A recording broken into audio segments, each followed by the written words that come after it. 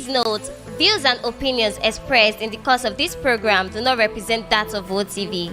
Therefore, this channel is not liable to any legal action that may result from this program. tó ẹ káàbọ̀ ẹ kú àtàárọ̀ ẹ kú òtòtò ẹ kú dédé àsìkò yìí ẹ sì káàbọ̀ sórí ètò ọmọ Oòduà tó ń dé sójú ìwòran yín láti iléeṣẹ́ ìkànnì Wo TV níbi tá a ti ń dábẹ́ ọdún tá a ti ń rọ̀ bí òwe bó jẹ́ pé ọba náà ló kó fórè fàkùkọ tiwa o ẹ kú bójú ọjọ́ ti rí báwọn lọ́dọ̀ yín lọ́hùn ajé ti gbogbo ajẹ sọ́jà yín ti ta wàràwàrà torí pé tó dá mi lójú náà ni pé ọmọ ẹ̀ta ní kọ́kọ́ ta o kí gbogbo ọmọ ẹranko tó tà pátá àdúrà mi ni pé ajé àfilẹ̀ gbogbo wa sílé ògúngún sọdúnsọ bòjá fọdẹdẹgbọ ṣe gbogbo àwa òkùnkùn ní báláyé fọwọ́ tayé gẹ́gẹ́ tó ètò ọ̀hún náà ló tún balẹ̀ bẹ́ẹ̀ wàrà òjò sójú rẹ̀ yìí àwa wùn mí ẹ bá wa pèrè fìdí àbẹ́ máa fìdí tí a pèrè mọ́lẹ̀ kákọ́ lágbàmì ètò tòní ká máa bá kíní ọ̀bọ̀ bàdí ṣe máa ń ṣe gẹ́gẹ́ bí ìṣe tiwa tẹ́tí mọ̀ wá mọ̀ lánàá kó tó dùn ní. àdìgbò lódodo ràwọ̀ yín náà rèé lórí ètò tòní bó bá ti wáyé gun ó máa ń yọ rẹ ni bó bá ti yá yẹn tẹ̀lé mi ẹ̀já lọ lórí ètò tòní kájọ mọ bí kíní ọ̀hún kájọ mọ bó ti fẹ́ rí. ẹ máa bá mi láìkì o ẹ dẹ̀ máa ṣíà kẹ́ ẹ máa bá mi subscribe ẹ jẹ́ kí wọ́n gbọ́ wa láké kí wọ́n gbọ́ wa lóko káwọn tó wá rògbò àga náà má bọ́ kí wọ́n bomi ọgbọ́n mu ń bẹ̀ torí pé ètò ọgbọ́n rèé níbẹ̀ náà láti jọ ń fúnra wa lómi ọgbọ́n mu ó ti yá ẹja tẹ̀síwájú. This is pure illegality. It's supposed to be a problem for us. Yes.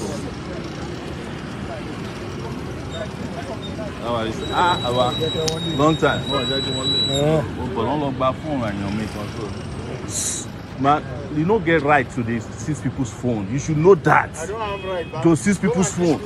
I'm teaching you your work. You don't have any right to be seizing people's phones. Do the video, I will seize that phone. You know peace. Do any video, I will If you seize seize my that phone, you will phone. lose your job. Let's see it. You have no right to be seizing people's Video me, phones. let me seize that phone. Let me You tell have no you. right to be seizing people's phones. Video me, I will seize that phone. Seizing people's phones. This is pure illegality. It's supposed to be a problem for us. Yes.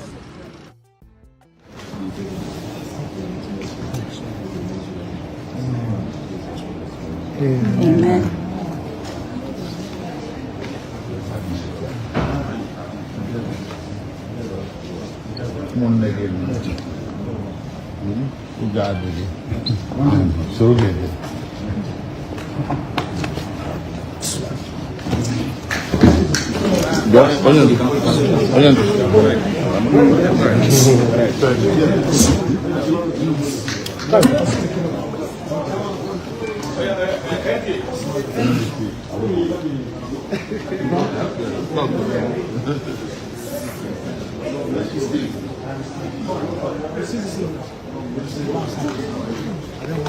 Sorry.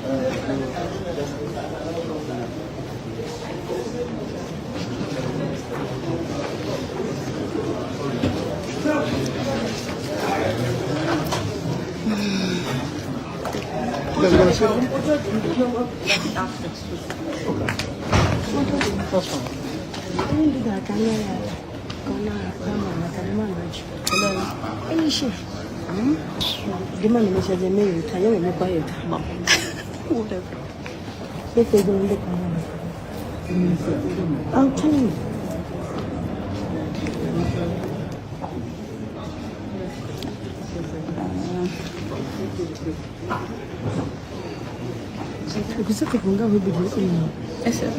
I'm live. I got it.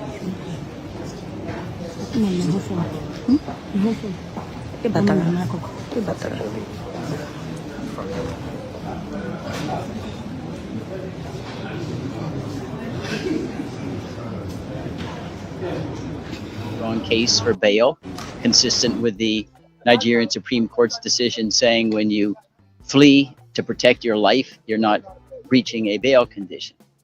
But I want to assure all Biafrans everywhere, the work goes on, the cause endures, the hope still lives, the dream never dies.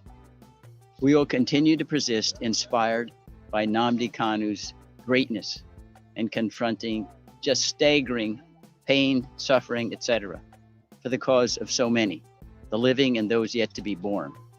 And we are confident that justice ultimately will prevail.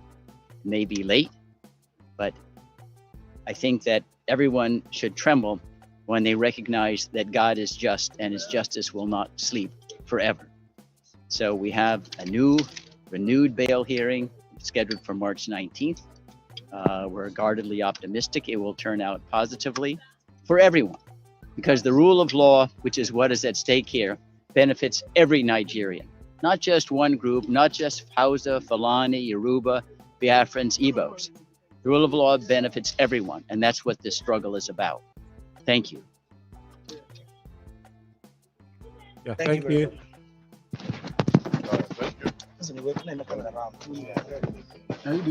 Yeah. Okay. Yeah, you're live. You're live. Go on, Mr. Go on, Namazi. Okay, thank you very much. Thank you.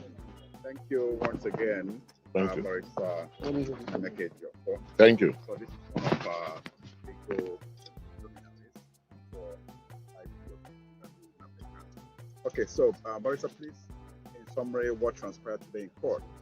Well, thank you very much. What happened today in court was the bail application we filed was moved. We urged His Lordship to release Nnamdi Kanu as directed by the Supreme Court. And we also, in the course of moving the application, urged my Lord to be guided and persuaded by the judgments of other high courts, especially the High Court in Umuahia and the High Court at Enugu, where the issues of his leaving Nigeria was adequately canvassed and discussed. And we know that in those courts, the courts held that Nnamdi did not jump bail, but rather was chased away from Nigeria by the Nigerian armed forces when they went to terminate his life in his house in Afaruku. The prosecution, on the other hand, challenged the issue of bail, claiming that he jumped in 2023, that Nnamdi did not jump bail, but rather had to escape for the safety of his life and well-being, and that nobody should have revoked his bail in the first place, you know. So we thank God that today we were able to move that application.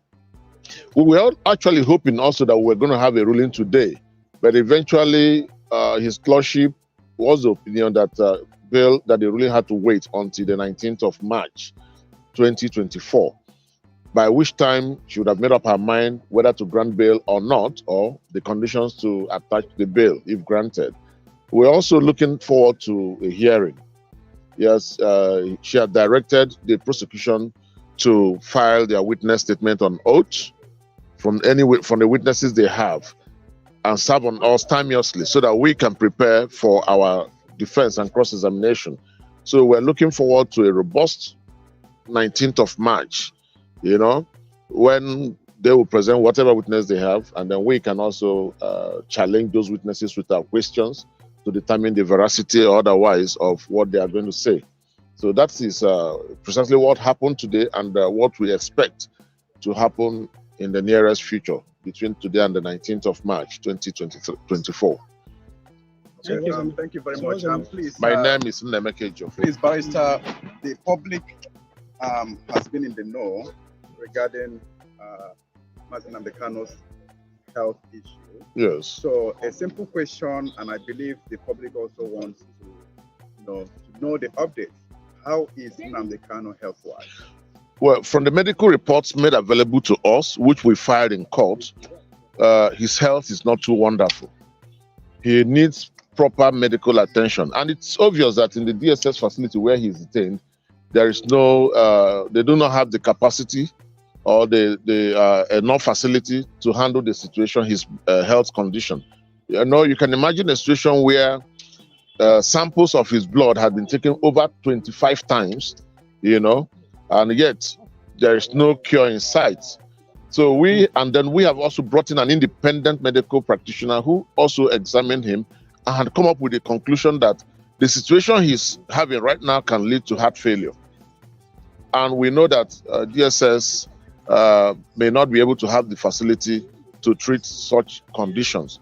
You might even find it difficult to have it in the State House.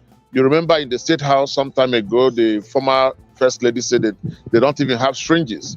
That is the clinic of the president. Paracetamol. They don't have paracetamol, they don't have syringes. So you can imagine then bringing an issue of heart before such facility. So we do not think they have the facility to take care of him health-wise. Otherwise, they would have done it.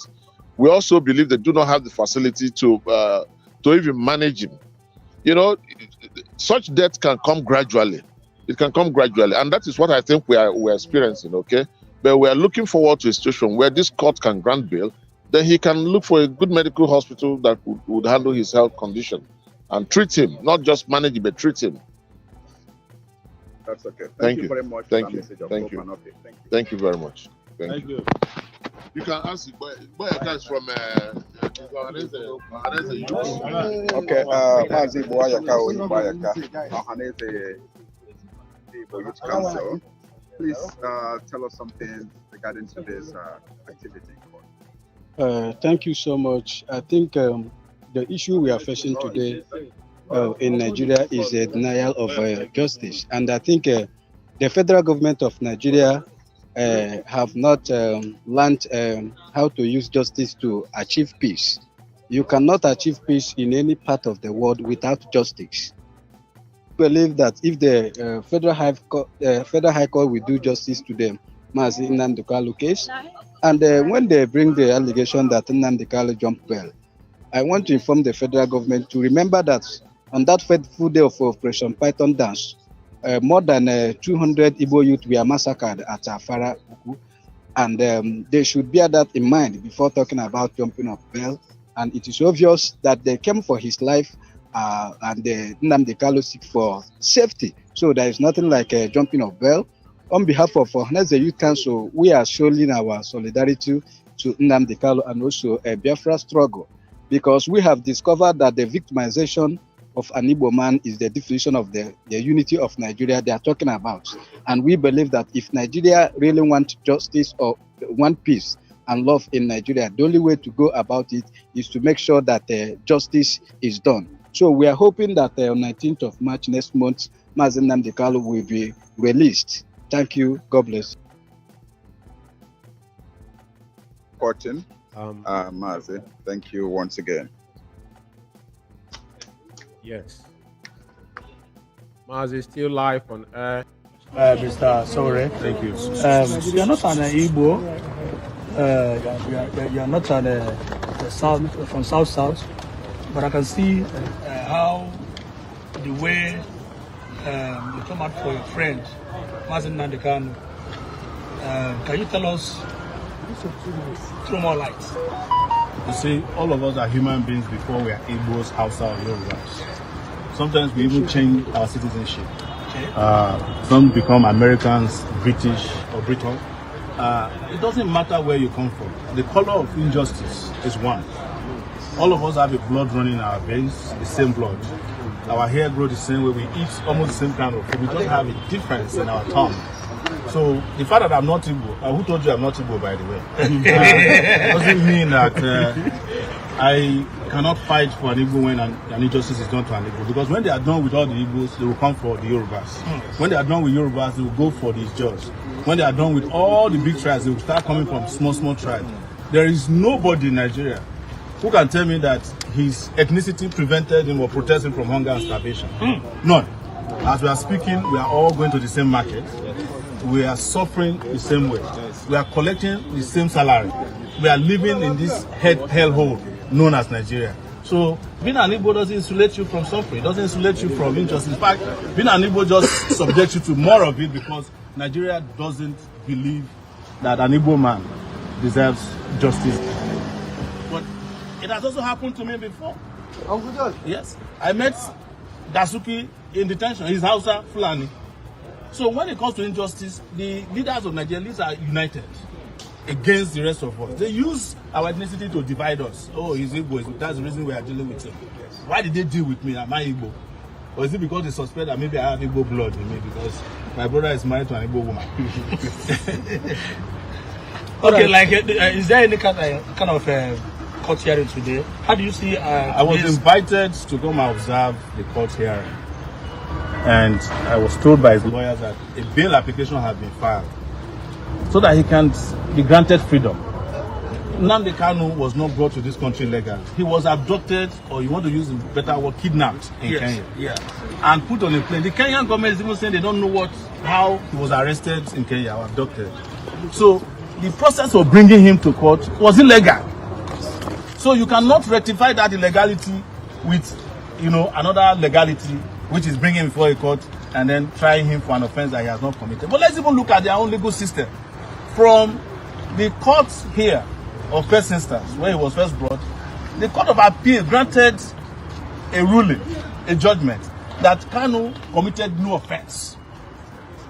A week later, they went and did their rule, they stayed the judgment. They were afraid of themselves, they couldn't speak the truth. Otherwise, they would have quashed the charges at that level. Go and look at nearly discharged and acquitted Nnamdi Kanu. But I think because of the hands of these people on the ground, a lot of water passes under our justice system bridges. So, if you are bringing him to court, and you have said that he did not jump bail, that is what the Supreme Court said. Because somebody who is living in his house quietly, respecting the law, and he went and invaded the place and he escaped barely by whiskers, cannot be said to have jumped bail. That's what the Supreme Court says. So, if he didn't jump bail, what the judge would have said today? He would not even need another application for a new bail application. It's just to restore that his bail that he was enjoying before the Nigerian army went and violated the bail conditions of that period. That's what they should have done today. So you had an encounter with the security agents at the outside, yes. I've been having encounters with them since I was in the university. You were restricted from entering the court. I was restricted from entering the court, even though my name was on it. And I also had another business in the court, which is to pick up the certified true copies of my own case. Because I want to sue them. I want to sue them for 100 billion for prosecutorial misconduct and wasting of my time for 5 years. And also seizing your phone today. They also seized my phone today. But I was able to get my phone back because they still have three of my phones with them, which they might have given to their side chicks. I don't want these phones to go back to their useless side chicks. When they steal your phone, they go and give it to either their children or their side chicks or their wives. So we fought and they gave me back my, but they didn't allow me to enter to witness the trial, which was their intention from the beginning. I know that even at the Supreme Court, I tried to go to the Supreme Court to witness the judgment. The Supreme Court people did not allow me in. It's the same DSS. How can, and I'm saying this before everybody, Nigeria Bar Association is useless. For the Nigeria Bar Association to allow DSS to be vetting lawyers that are coming to do legitimate business at the Federal High Court, that MBA is useless. But to further know how useless they are, when my case was being tried in this court, the American Bar Association was sending reports involving my case. The Nigerian Bar Association never came to court to witness my trial, even though they have a human rights body, part that is called SPIDEL or whatever. They are more interested in conferences. They will go from one conference to the other.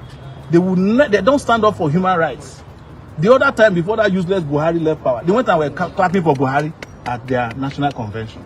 All right, sir. When he said that there's no problem with, violating the fundamental human rights of Nigerians when national security is involved. They clap for him. Let me interject a little bit. You made mention of the fact that the way they repatriated Nnamdi Kanu back to Nigeria was illegal, and which was the statement already accepted by the Supreme Court. Yes. But now said, no matter what that illegality means, does not in any way explore the process that he should go back to the Federal High Court and answer the remainder of the case community charges against him. And then the matter was supposed to start on the 8th of February, but the federal government failed to make an appearance, and of course started today, and of course they're listening to bail application. Now the question is, do you think this case that has lingered for 3 years has become more political than it was political from the beginning? It's just like my own trial too. Treasonable felony, treason. They even accused me of cyber stalking Buhari. When my lawyer, Femi Falana, asked them that, do you know that in this law, the Cyber Crime Act, that the person who claimed to be cyber stalked must come to court to come and testify? Yes. They removed the charges. Because Buhari know the hair work. Buhari has ear infection. How did he know? Somebody who is not even, who is barely absent throughout his 8 years in tenure. So it's the same thing with Nnamdi Kanu's case. What is it asking for? It's asking that, it's agitating that they want to leave Nigeria. Everybody, as I keep saying, is agitating to leave Nigeria. Is that you are agitating to leave as a group, or you live on your own, which they call Japa? Yes, now Japa. That is secession. Yes, now Japa is just legitimate secession from Nigeria. Yes. Where you go, and as soon as you reach that country you are going, you said, I'm renouncing my Nigerianship. Yes. That is secession on an individual level. So if you are not stopping people who are doing Japa at the airport, why do you want to stop Nnamdi Kanu who says, I want to leave with my people. Yes. And if you don't want them to leave, give them what they want. Yes, justice. You can't keep perpetrating injustice on people and think that they'll just fold their hands and watch. So what is that justice? Justice is to allow Nigerians to come together and discuss the future of this country.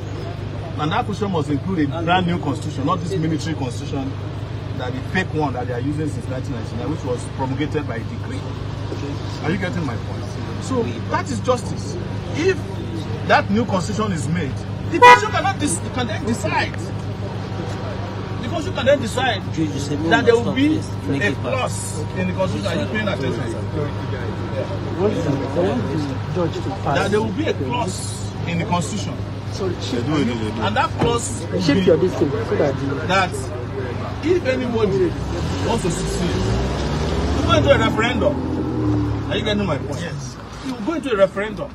There is a clause in the British Constitution that any of their component members can decide to leave if they want after a referendum. Scotland did it before they failed. They are still planning it again. Let the people decide whether Nigerians run for office. Is that we know that Nigeria is manageable and justice can be done because an average Igbo man is looking for how to do his business uninterrupted and making money. In fact, Igbo land is too small for Igbo man. So what you are trying to say is that it's just a marriage by force. It is marriage by force. Nigeria is a transaction of the British. There's no question about it.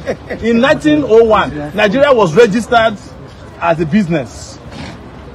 And, you know, by Sir Gordon, a British man. It was registered as a business. And it was in 1914 that they decided to add the two together. One in the north and one in the south. So, there's no question about it. It's not a crime to tell the truth that Nigeria is a transaction. And if those people who are engaged in that transaction are tired, they can leave. But besides being a transaction, even if Nigeria were to be a solid country, and people are tired of it, people can leave. People can jump anytime.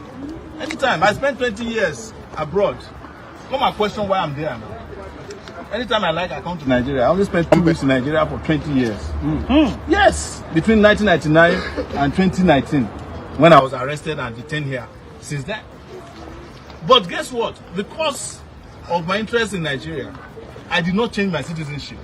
I'm still in Nigeria. When they seized my passport, I just got my passport back 3 days ago. Since 2019. They seized it in this court. One judge. The judge is no longer here. Justice Ojukwu. Are you getting my point? Yes. So nobody can force anybody to be together. Nigeria is like a marriage. Even in marriage, even if your wife says he likes you and you don't like her anymore, you go for divorce. It's divorce. If your husband says I can't do without you and the wife is tired, Abi, yes, you go for divorce. So how can somebody force people to stay in Nigeria when they say they want to leave?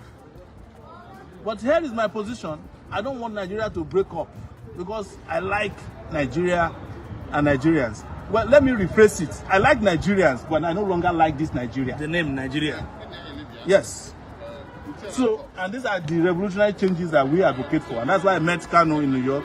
What he told me is the reason I come to court every day. You know, before, under Buhari, if I came to court, they bring knife to come and stab me. They beat us up.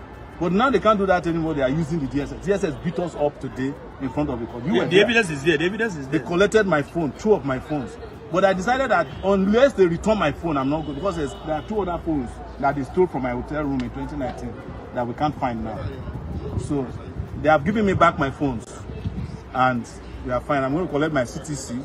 But let me use this opportunity to call on Nigerians that there's going to be a major protest tomorrow. Heavy one. Heavy. Is to end hunger and starvation. That one, nobody can collect your phone. Thank you. It will be massive. Thank you very much. God bless you.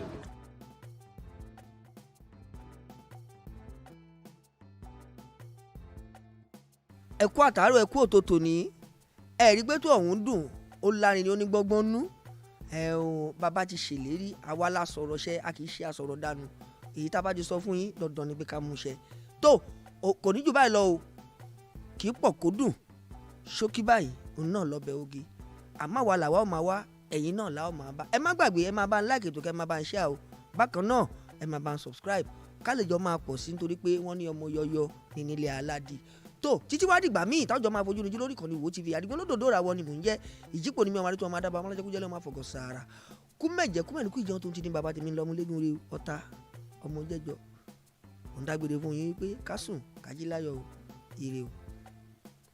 Please note, views and opinions expressed in the course of this program do not represent that of WOTV. Therefore, this channel is not liable to any legal action that may result from this program.